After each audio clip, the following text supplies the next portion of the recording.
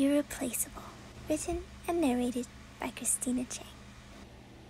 Adrien leaned heavily against his bathroom sink as he tried to control the painful mix of emotions that battled within his chest. He took a deep breath to calm himself, but couldn't help the small tear that fell silently against the countertop. A soft knock came from outside, and he looked up in surprise. It didn't sound like the firm rap Natalie used, and he'd asked everyone to leave him alone for a while. He quickly splashed some water on his face in an attempt to hide any trace of him crying, before hurrying over and sliding the door open cautiously. His heart froze, and he felt the breath catch in his throat as he found himself face to face with Ladybug. Her eyes looked troubled, but she gave him a hesitant smile as she said, "Sorry to drop in on you like this, Adrien, but I really need your help." He merely stared at her, too stunned to move. She lifted a clenched hand away from her chest and opened it slightly to reveal a small black ring. "I need a partner," she said simply. Adrien felt something stir inside of him and deliberately crossed his arms. "What about Cat Noir?" Ladybug stiffened at the mention of his name, but quickly recovered, and her own expression hardened as she said, "Cat Noir has renounced his Miraculous."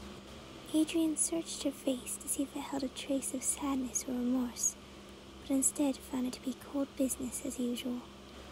"I need someone to use the Cat Miraculous to help me fight against this new villain and keep the city of Paris safe."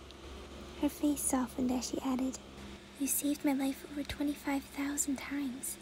If there's anyone I know I can count on, it's you."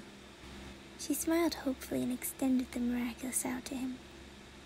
"Will you help me?" Adrien looked down at the ring, then back at Ladybug and nodded. "Of course, Ladybug." He took the ring from her, but as he did, a loud crash came from outside, and Ladybug hurried over to the window.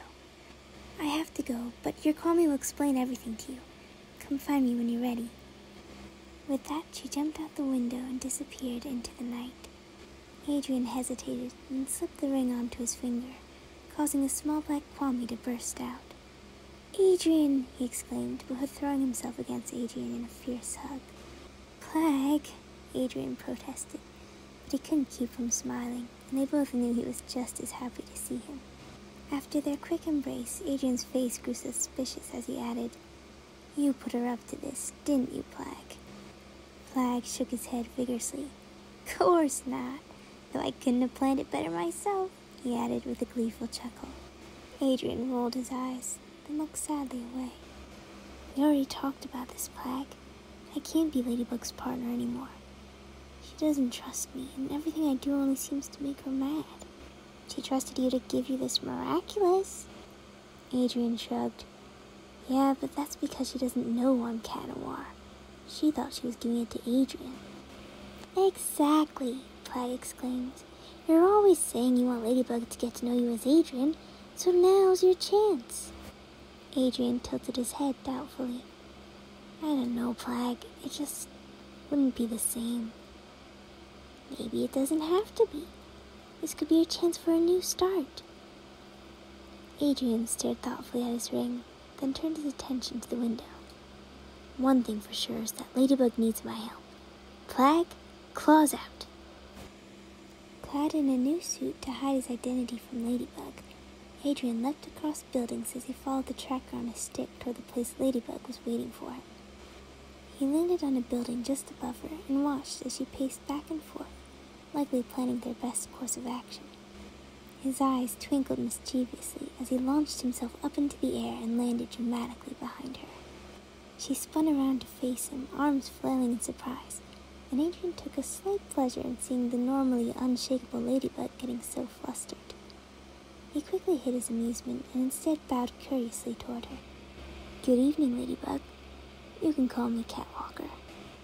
He wondered if she would catch the reference to his modeling career, but instead she stared blankly at him, arms still frozen in the air, and said, "Meow?"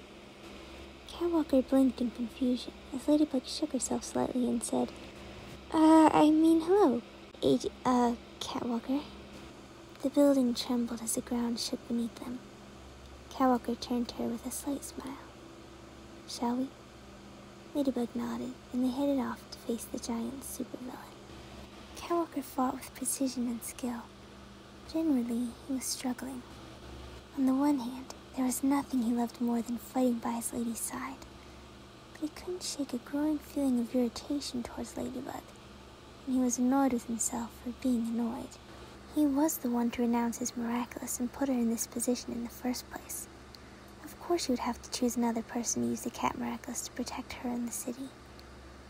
He understood, and he didn't want to hold it against her, but part of him wished she had at least tried to contact him before finding someone else. Then again, how could she without knowing his identity?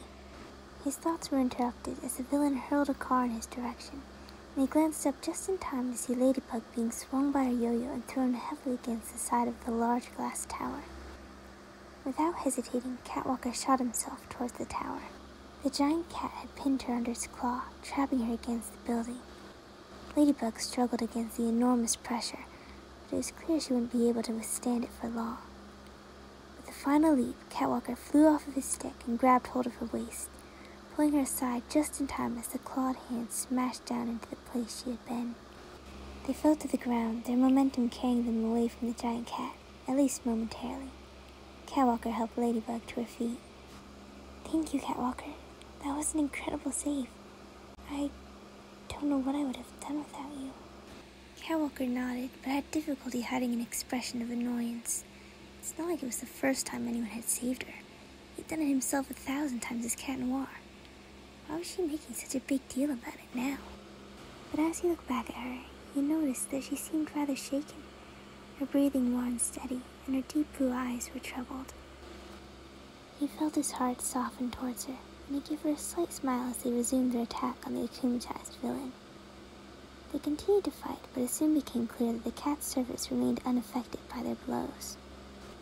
Ladybug tried to take hold of its wrist with her yo-yo, but a powerful swing of the cat's arm sent her flying as far as the city Ferris wheel. Catwalker sent a glance back at the cat, who had returned his attention to climbing on buildings, then hurried in the direction of Ladybug. He landed on a rooftop slightly above hers, and was surprised to see she had barely moved from the place she had landed. She seemed so small and vulnerable, all alone in the middle of a broken city. He felt the same compassion for her that he had felt when she doubted herself after being questioned by the police officers on their first day together, and the same admiration that had grown when she stood up to Hawkmoth and gave hope to all of Paris. She was so brave, even now a single girl burdened with the responsibility of protecting all of Paris, one that she always carried with strength and determination. Yet it was times like these that reminded him that she was only human, and needed support just like anyone else. He walked over to her and she sat up hastily. "Sorry, I don't know what's gotten into me today. I guess without Cat Noir, I just..." Her voice trembled and she trailed off, turning her gaze toward the ground. Catwalker smiled understandingly towards her and extended his hand. "Don't worry, Ladybug. I'll take care of you now." She stared up at him and slowly reached for his hand. Perhaps it was just a trick of the moonlight. For a moment, Catwalker thought he saw the color rise in her cheeks. He helped her carefully to her feet, and she smiled appreciatively towards him. Maybe Plague was right. Maybe this could be a new beginning for them after all.